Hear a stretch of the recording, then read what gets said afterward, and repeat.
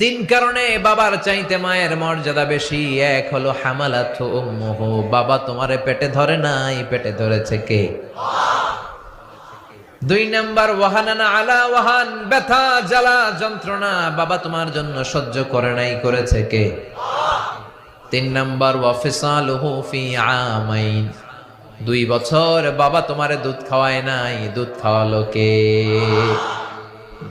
বিষ্ণু বললেন লাউ কাতালতা জিলদাক, তোমার এই চামড়া কেটেও যদি মায়ের পায়ের 2টা জুতা বানিয়ে দাও, ওই যে 2 বছর দুধ খেয়েছো, ওই দুধের এক ঢোক দুধের সৌদ কি আদায় হবে? মায়ের এক ধার দুধের দাম, কাটিয়া গায়ের চাম, পাপোশ বানাইলেও ঋণের শোধ হবে না।